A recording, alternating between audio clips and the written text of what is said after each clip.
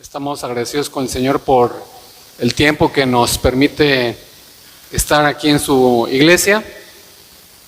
Y le damos muchas gracias al Señor porque a través de su palabra, Él nos habla, Él nos muestra sus caminos, Él nos apercibe, nos amonesta, nos exhorta, nos confronta, nos anima también a través de su palabra a seguir confiando o arrepentirnos de nuestro pecado.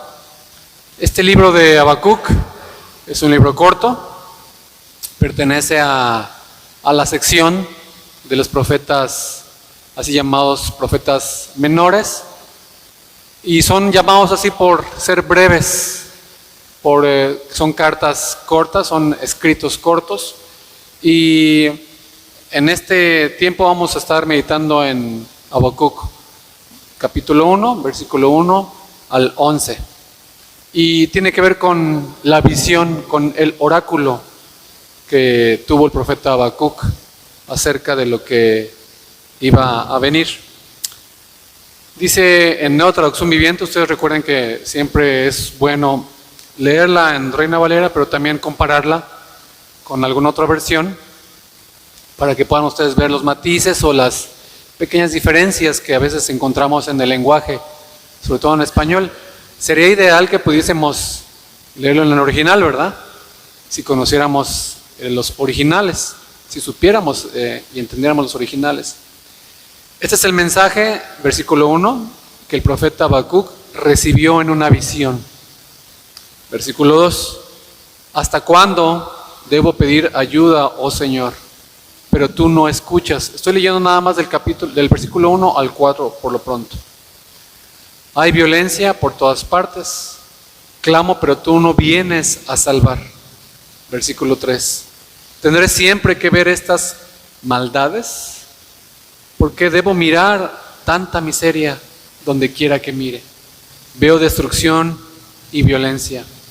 Estoy rodeado de gente que le encanta discutir y pelear. 4. La ley se ha estancado y no hay justicia en los tribunales. Los perversos suman más que los justos, de manera que la justicia se ha corrompido.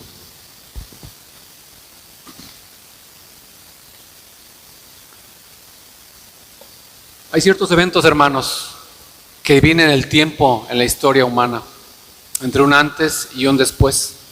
El más obvio es el nacimiento de Cristo, quien divide el tiempo entre antes de Cristo y después de Cristo.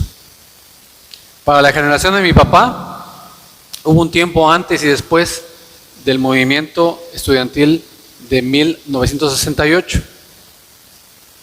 Más recientemente podemos hablar, para los norteamericanos y para parte de Occidente, del tiempo antes del 9/11, es decir, el ataque contra las Torres Gemelas, el antes y después.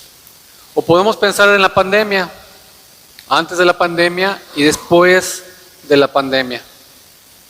Cuando pensamos en los profetas del Antiguo Testamento, el evento que divide entre antes y después es el exilio de Judá a Babilonia, entre los años 605 y 586 antes de Cristo. Algunos profetas eran preexílicos, otros eran post-exilio o después del exilio. Y fueron levantados por Dios para ayudar a los judíos a aplicar las lecciones de Dios que quiso enseñarles por causa del exilio. En el caso de Habacuc, él fue un contemporáneo de Jeremías y Sofonías. Él fue un profeta pre-exilio o antes del exilio, que luchaba con Dios sobre la condición de Judá justo antes del exilio. Y también luchaba con Dios sobre la solución que Dios propuso para remediar los problemas en Judá.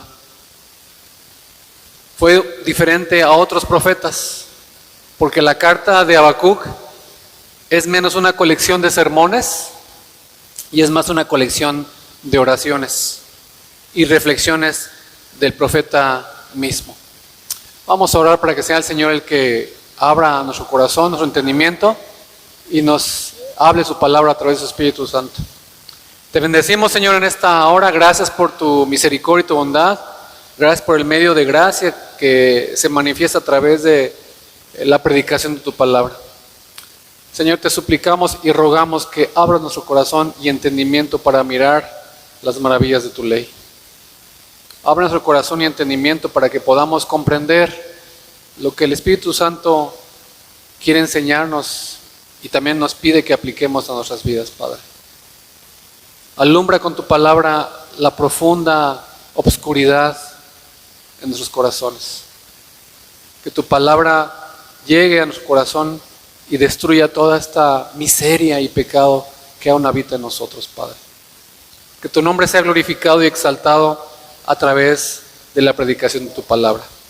Envía tu palabra a lo más profundo de nuestros corazones y que regrese a ti, Señor, con fruto, con bendición.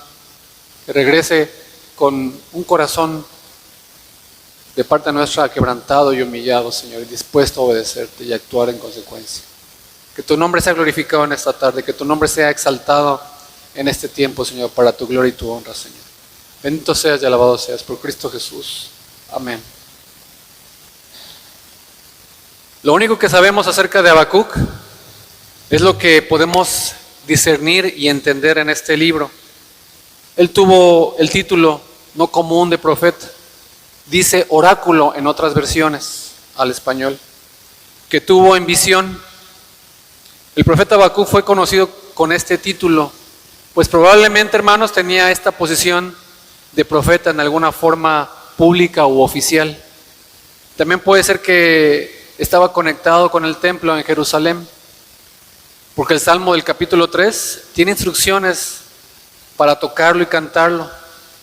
Además, hermanos, podemos identificar con confianza el tiempo en el cual vivió y predicó, puesto que la injusticia prevalecía en Judá durante la vida de Habacuc. Probablemente fue después de las reformas del rey Josías, quien murió en el año 609. También fue antes de las invasiones de los babilonios a Jerusalén, las cuales empezaron en 605 antes de Cristo. Entonces podemos colocar el ministerio de Habacuc entre 609 y 605 antes de Cristo. Recuerden, hermanos, que antes de Cristo los años se cuentan al revés. Se van descontando hasta el año 0, en donde Cristo aparece en la historia humana. Su mensaje, como en algunos casos, en otros profetas se llama una carga. Esta palabra traducida, oráculo, es una carga, una descripción de los mensajes pesados, cargados por los profetas. En el caso de Habacuc, hermanos, su mensaje fue más una carga para él que para el pueblo. Esta carga fue su lucha con Dios y con su propia fe. A la luz de los eventos de Judá, y por lo tanto este libro es muy accesible para nosotros, a pesar de haber sido entregado y escrito en un contexto muy lejano al nuestro. Porque para todos los creyentes, incluso los creyentes que estamos aquí reunidos, luchamos con Dios y con nuestra fe, a la luz de las cosas que observamos en este mundo. Tenemos su primera queja en los versículos 2 al 4. Y él hizo dos preguntas que aparecen comúnmente en los salmos, que son: ¿hasta cuándo? ¿Y por qué? Preguntó a Dios el profeta: ¿hasta cuándo tendría que clamar sin recibir una respuesta de Dios? En el versículo 2, ¿hasta cuándo, oh Señor, pediré ayuda y no escucharás? Él clamó a Dios buscando ayuda para él mismo, pero Dios aparentemente no lo escuchaba. Clamaba acerca de la violencia que estaba prevaleciendo a su alrededor, pero Dios no salvaba a la nación de su propia violencia. Clamó: sin embargo, tú no salvas.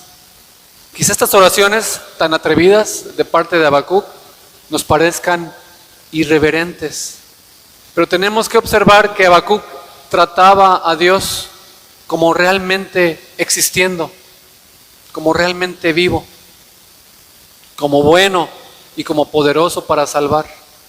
Él hablaba con Dios francamente, directamente. Él hablaba con Dios como realmente existiendo. En lo personal, hermanos, cuando leemos las oraciones de Habacuc, yo puedo reconocer que yo no hablo con Dios así. Aunque a mí me asusta lo atrevido de las oraciones de Habacuc, también me impresiona o nos debe impresionar que él oraba a Dios como con alguien que realmente existe. Y comparo mis propias oraciones con las oraciones de Habacuc. Y muchas veces, y la gran mayoría, me doy cuenta de que muchas veces oro a Dios como si no existiera. Pero Habacuc creía en Dios, creía que existía y creía que podía actuar. Y en consecuencia, él le reclamaba por no actuar, cuando la violencia prevalecía alrededor suyo. Después de preguntar ¿hasta cuándo? En el versículo 2, luego en el versículo 3 preguntó ¿por qué? ¿Por qué me haces ver la iniquidad y me haces mirar la opresión, la destrucción y la violencia? Están delante de mí. Hay rencilla y surge la discordia. Utilizó aquí el escritor 3 pares para describir la situación, hermanos: iniquidad y opresión. Luego utiliza destrucción y violencia. Y luego utiliza rencilla y discordia. ¿Pueden imaginarse la escena donde lo que abunda es la destrucción y la violencia? Cada uno tenía su propia ley, cada uno hacía lo que mejor le parecía. Rencilla y discordia. Destrucción y violencia, rencilla y discordia. Describió la ley, hermanos, como paralizada, porque dice, porque no se cumple la ley. Literalmente la ley está paralizada, está detenida, está obstaculizada, presente pero incapaz de hacer algo. Nunca prevalece la justicia y luego sale pervertida la justicia, y los impíos dominaban a los justos. Cuando observamos esta descripción de la sociedad, fácilmente podríamos aplicarla a nuestra sociedad el día de hoy, o a la sociedad en otras partes del mundo. Y esas comparaciones son aptas, son correctas, y nos muestran que no hay nada nuevo acerca de nuestra condición como seres caídos en pecado. Sin embargo, hermanos, la situación en el día de Habacuc era más serio, porque Judá fue el pueblo de Dios, mientras que nuestras naciones no son el pueblo de Dios y nunca han sido naciones o pueblos escogidos por Dios por completo. La comparación correcta, hermanos, entre lo que sucedía en el pueblo de Israel es la corrupción, la violencia y el vicio en la iglesia, que es el pueblo de Dios. Nuestro trabajo como cristianos no es regañar al mundo por ser tan malos, por no portarse bien, sino asegurarnos de que nosotros no seamos iguales al mundo. Nuestro trabajo no es moralizar al mundo diciéndole que se porte mejor, sino evangelizarlo, declarando la buena noticia acerca del Salvador. Aunque Habacuc reclamó a Dios por no salvar, él creyó que Dios pudo salvar, por eso le reclamaba. Y nosotros, hermanos, ahora, en este tiempo, tenemos la historia completa. Dios sí puede salvar, y salva por medio de Jesucristo. Nuestro trabajo es declarar este mensaje del Salvador del mundo al mundo. Y mientras predicamos, nuestras vidas tienen que demostrar que realmente hemos sido salvados del pecado. Si salimos a declarar hay un Salvador que perdona y que rescata del pecado, nuestras vidas deben ser vidas rescatadas del pecado verdaderamente. Muchos en automático estarán pensando, por eso yo no evangelizo, por eso yo no participo en las actividades de evangelismo dentro de la iglesia o fuera de ella. Pero tengo que decirte que aunque aún cuando tú no evangelizas y les hablas de Cristo a tus vecinos, compañeros de trabajo, familiares, constantemente ellos están comprobando y observando y escuchando y mirando si tú tienes una relación viva y eficaz, una relación constante con Dios a través de su palabra y su Espíritu Santo. Aunque tú no hables, tus acciones, tus actitudes, tus relaciones, tu tiempo, tu dinero, tu esfuerzo, hablan de quién es tu Salvador. Aquí está el profeta exigiéndole a Dios respuesta. Del versículo 5 al 11 es Dios que responde. Encontramos en el profeta que se quejó contra Dios por la violencia que observaba a su alrededor en Judá, que eso sucedió aproximadamente en el año 600 a.C. Y ahora encontramos la respuesta de Dios en los versículos 5 al 11. Lo voy a leer en Nueva Traducción Viviente y ustedes lo siguen en Reina Valera. Versículo 5. El Señor respondió: observen las naciones, mírenlas y asómbrense, pues estoy haciendo algo en sus propios días, algo que no creerían aun si alguien les dijera. Versículo 6. Estoy levantando a los babilonios, un pueblo cruel y violento. Marcharán por todo el mundo y conquistarán otras tierras. Versículo 7. Son reconocidos por su crueldad y hacen lo que se les antoja.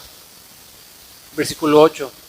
Sus caballos son más veloces que guepardos y más feroces que lobos al anochecer. Sus jinetes arremeten desde lejos, como águilas se lanzan en picada para devorar a sus presas. Versículo 9. Vienen sin tregua, decididos a la violencia. Sus multitudes avanzan como el viento del desierto, barriendo cautivos a su paso como si fueran arena. Versículo 10. Se burlan de reyes y príncipes y menosprecian todas sus fortalezas. Simplemente hacen rampas de tierra contra las murallas y las toman por asalto. Versículo 11. Arrasan con el viento y desaparecen. La Reina Valera dice: escarnecerán a los reyes y de los príncipes harán burla. Se reirán de toda fortaleza y levantarán terraplén y la tomarán. Dice más adelante: pero son profundamente culpables, versículo 11, porque hicieron su propia fuerza su Dios. Aunque Habacuc se había dirigido de una forma personal a Dios a través de la oración, de una oración personal, de una oración privada, Dios respondió, hermanos, a todo el pueblo diciendo: miren y observen. Y aquí otra vez vemos verbos de vista que tienen que ver con lo miren, observen. Porque Habacuc se había quejado de tener que ver y mirar la violencia. Y ahora Dios dice: miren entre las naciones, observen. Porque Dios iba a hacer una obra asombrosa, espantosa, difícil de creer. Asómate, quédense atónitos, porque era una obra en sus días que ustedes no la creerán si alguien se las contara. ¿Y cuál fue esa obra asombrosa? Dios iba a levantar a los caldeos, aparentemente para castigar a Judá, cosa que veremos y vamos a confirmar más adelante en los siguientes capítulos de Habacuc.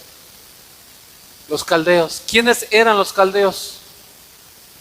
Los caldeos eran el superpoder creciente que salió casi de la nada y que rápidamente conquistó a Babilonia y tomó su nombre. Entonces los caldeos y los babilonios llegaron a ser el mismo pueblo También conquistaron a Asiria, a Siria y a Egipto y a la tierra prometida. En este plan de levantar a los caldeos, Dios no ignoraba, hermanos, el carácter de los caldeos. Al contrario, Él proveyó una descripción detallada de ellos en los versículos de 6 al 11.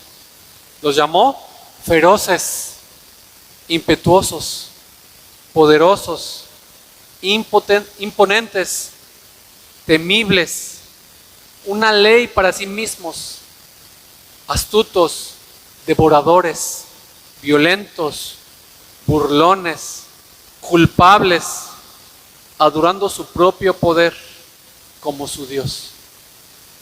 Esta respuesta de Dios sí parece ser increíble, es decir, imposible de creer, porque parece ir en la dirección equivocada o contraria a lo que Habacuc estaba pidiendo y se estaba quejando. Que Dios le hizo ver la violencia y Dios dijo a Habacuc y a todo el pueblo de Judá que verían más violencia al mismo tiempo. Y hay un cierto tipo de justicia poética en esta respuesta de parte de Dios, porque muestra Dios a los judíos el resultado final de su manera de vivir. Si ellos quisieran vivir por la violencia, porque así vivían los judíos, Dios les mostraría la violencia al extremo. Si ellos quisieran vivir como una ley para sí, porque así vivían, Dios les mostraría cómo es vivir bajo el poder que es una ley para sí mismos a través de los caldeos. Si ellos quisieran vivir autónomos, porque así vivían, Dios les pondría bajo el poder de un pueblo autónomo. Si ellos quisieran vivir por el principio de que la fuerza es el derecho, porque hacían violencia entre sus propios hermanos, Dios les mostraría cómo es vivir bajo ese régimen de que la fuerza hace el derecho. Si tú estás ahorita aquí y tú eres el gobernante de tu propia vida, solamente hay dos caminos. La disciplina del Señor está y estará presente en tu vida, porque el Señor a todo aquel que toma por hijo lo disciplina. Si tú estás viviendo bajo tus propias reglas y términos y no está la disciplina del Señor en tu vida, tú no eres hijo de Dios. Tú no le perteneces. Le ruego al Señor que podamos decir: no me mando solo. Me debo a Dios y a su ley. Durante 10, 20, 30, 40, 50 o más años, ¿has sido tú el director de tu propia vida? Arrepiéntete. Ven a Cristo. Porque si tú crees que lo que tú haces no tiene consecuencias, estás equivocado. Estás equivocado.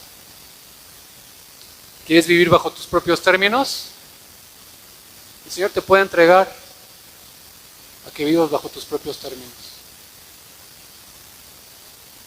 ¿Quieres vivir bajo tu propia ley? El Señor te puede entregar a que vivas bajo tu propia ley.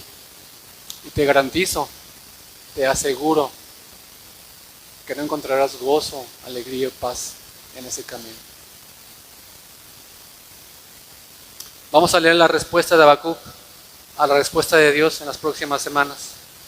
Pero por lo pronto podemos observar que en el versículo 5 es uno de los dos versículos de Habacuc citados en el Nuevo Testamento. Y lo encontramos citado en Hechos 13:41.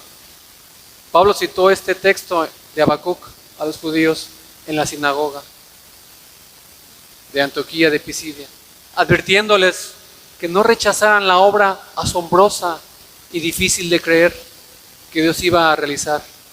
Y él dijo en Hechos 13:41: miren ustedes, burlones, asómbrense y mueran, pues estoy haciendo algo en sus propios días, algo que no creerían aun si alguien les dijera.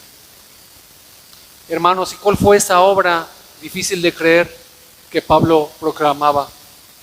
Encontramos que es la obra de salvación por medio de la fe en Jesucristo, quien murió y a quien Dios levantó de entre los muertos, en Hechos 13, 20 al 30. Y voy a tomar tiempo para leerlo. Varones hermanos, hijos del linaje de Abraham, los que entre vosotros teméis a Dios, y a vosotros es enviada la palabra de esta salvación. Porque los habitantes de Jerusalén y sus gobernantes no conocieron a Jesús ni las palabras de los profetas que se leen todos los días de reposo. Las cumplieron al condenarle, y sin hallar en él causa digna de muerte, pidieron a Pilato que se le matase. Y habiendo cumplido todas las cosas que de él están escritas, quitándolo del madero, lo pusieron en el sepulcro. Mas Dios lo levantó de los muertos. Y él se apareció durante muchos días a los que habían subido juntamente con él de Galilea a Jerusalén, los cuales ahora son sus testigos ante el pueblo. Y luego el versículo 38 y 39 de Hechos. Sabed pues esto, varones hermanos, que por medio de él se os anuncia perdón de pecados, y que todo aquello de que por la ley de Moisés no pudiste ser justificados, en él es justificado todo aquel que cree. Y luego en el versículo 40 y 41, citando a Habacuc: mirad pues que no venga sobre vosotros lo que está dicho en los profetas. Mirad, oh menospreciadores, y asombraos y desapareced, porque yo hago una obra en vuestros días, obra que no creeréis si alguien os la contara. Hablando de la obra asombrosa que Dios iba a realizar, es fascinante que Pablo haya comparado la obra de Jesucristo con la obra de Dios en levantar a los caldeos. ¿Qué tienen en común, hermanos, estas dos obras o estas dos acciones que parecen ser completamente distintas y hasta muy opuestas? Tienen en común que fueron obras asombrosas y difíciles de creer. Y también tienen en común que las dos son instancias de Dios. Usar la violencia humana para cumplir su propósito de salvación. En los tiempos de Habacuc, el pueblo habría pensado: Dios no puede hacer eso. ¿Cómo crees? En los días de Jesús y actualmente en nuestros días, algunos pueden pensar: no, Dios no puede hacer eso. No puede enviar a su propio hijo para que él se sacrificara, para luego Dios lo levantara entre los muertos, para dar perdón de los pecados y justificar a todos los que creyeran en él y a los que creen en él. Dios no puede hacer eso. ¿Cómo crees? Y la respuesta es: sí, puede. Y lo hizo. Y esta es la máxima obra asombrosa de Dios. No rechaces el Evangelio. No lo rechaces dando por sentado que Cristo ya murió por ti. Pídele a Dios que ponga en ti asombro, arrepentimiento, quebrantamiento, humildad, para que el Evangelio renueve tu corazón, renueve tu mente, tus pensamientos, tus emociones y tu voluntad. Pídele a Dios que Él te permita entender profundamente la verdad del Evangelio de Jesucristo, para que tu vida tenga un encuentro personal con el Señor. No solo una vez, sino todos los días que estés sobre esta tierra. No rechaces la obra asombrosa que Cristo ha hecho a favor tuyo y mío. No des por sentado que nosotros merecemos el perdón de pecados. No rechaces el estar expuesto a la palabra de Dios a través de la predicación, a través de la enseñanza entre semana y la formación cristiana. En venir a la palabra y sentarte los domingos, en ocupar tiempo entre semana para escuchar la palabra de Dios predicada, cantada, memorizada, meditada. No rechaces esta obra asombrosa. Pide a Dios que ponga amor en tu corazón por su palabra. Que Dios haga fluir de tu corazón ríos de agua viva por medio del nuevo nacimiento, por medio de la obra del Espíritu Santo en tu vida, por medio de estar expuesto constantemente a la palabra de Dios. Esta es la mayor obra asombrosa, hermanos. Cristo, siendo Dios, se hizo hombre y habitó entre nosotros. Y estando en la condición de hombre, se humilló hasta lo sumo, tomando forma de siervo, entregando su vida en satisfacción, en cumplimiento de la justicia de Dios. Entregando su vida fue crucificado, muerto, sepultado y resucitado al tercer día. Y ahora, hoy, ayer y mañana, está sentado a la diestra de Dios Padre, intercediendo por cada uno de los suyos. Esta es la mayor obra asombrosa, que cuando el mundo la oye, no la puede creer. Pero cuando tú la oyes, tú la crees por la obra del Espíritu Santo en tu vida. Oremos. Te bendecimos, Señor. Te damos muchas gracias por esta obra asombrosa, que si la vemos con ojos naturales, humanos, no la podemos creer. Es Espíritu Santo el que nos muestra, el que nos apercibe, el que nos convence de juicio, de pecado, de maldad. Es Espíritu Santo el que nos hace entender que esta obra es completamente asombrosa, impensable, inexplicable, humanamente hablando. Gracias, Señor, por tomarte el tiempo de enseñarnos a través de tu palabra que el cielo sufre violencia y solamente tu Espíritu Santo infunde valentía al corazón del cristiano. Gracias, Señor, por tu palabra. Gracias por este tiempo que nos permites meditar en Habacuc. Toma nuestros corazones y convéncenos, Señor, de pecado, de maldad. Danos un corazón que se arrepienta constantemente, Padre. Bendito seas y alabado seas por Cristo Jesús. Amén. Que el Señor les bendiga.